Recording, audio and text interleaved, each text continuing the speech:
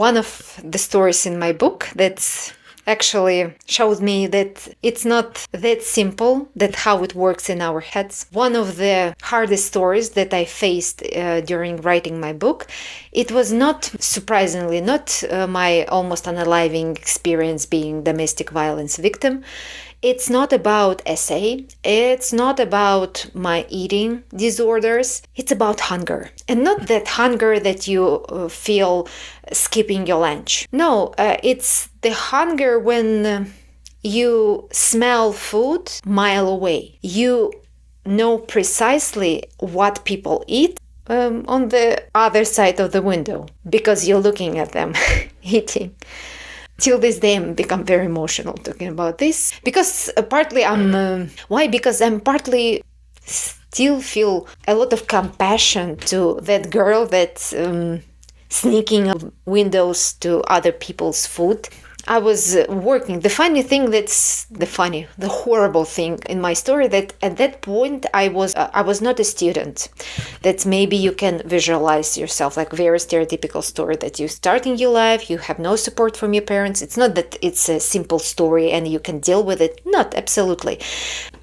The tragedy in my case, it was that I had a mortgage. My marriage fell apart. I had a lot of payments to all these mortgage obligations was mine obligations, and I have zero amount of disposal of any income to buy anything except absolute necessity, meaning food was a luxury at this point for me because I need to have a roof over my head and I need to go to work. I was working as a lawyer at the time.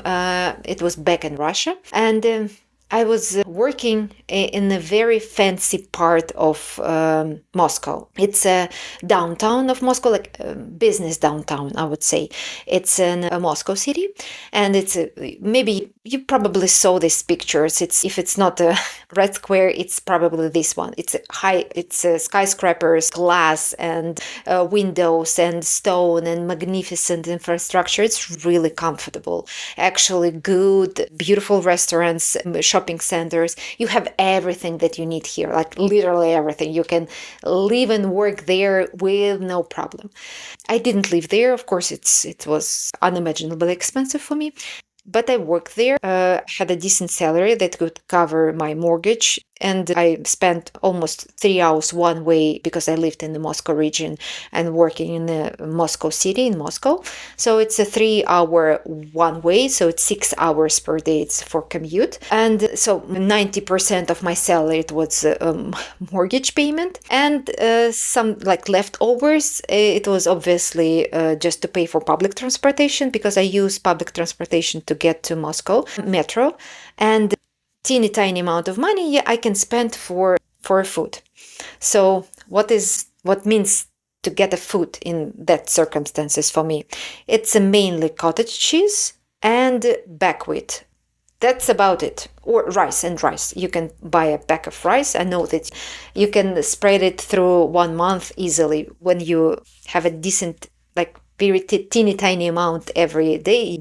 You can really live on one pack through 1 month. Highly not recommended, absolutely, but it was my reality. And at that point, how I could explain myself, that's why it's about mind games. How I explained myself that it's not horrific situation. Just in order to be able to still functioning, working, because if I'm not working, I do not have roof over my head. I have no relatives, nobody there in Moscow to support me. Need to show up, I need to be energized, I need to be very good at my job just to save my place. And I need to functioning. So I could have a very little amount of food just to functioning. But also, I need to be, it's weird, but I need to be attractive. I need to be beautiful just to maintain my place. Because if you're beautiful, you have more chances. So because all my chiefs, my bosses were men, it's very normal in Russia. So if you're attractive woman, like conventionally attractive woman, long hair, thin, really good proportions of your body, you have more chances to stay at work, let's say.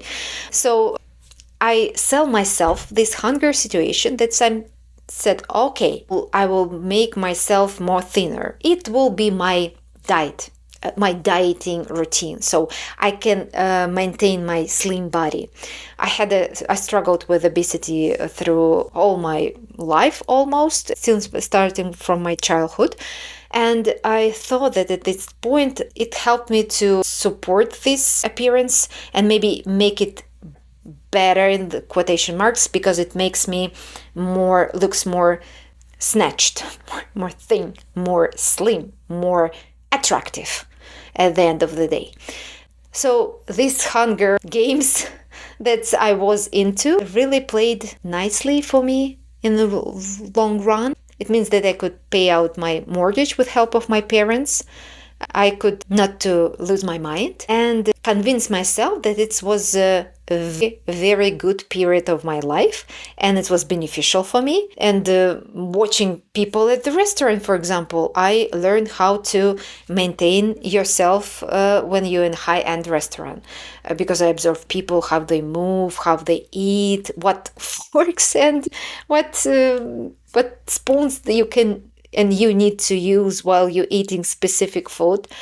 So I was kind of prepared for this.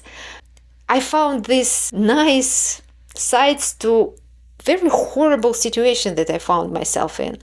That is why I'm convinced that you have so much strength and power inside you that you cannot find yes, but you have it. And this situation showed me that I can survive so many things. I have so much in my heart and my soul, things to share with the world. That is why I'm there to be with you here. I'm there to write my books. I'm there to send this message. I'm there to film this because it's, let's say, nerve-wracking situation for me. That is why I'm always want to be here for you and support you even in these horrendous situations.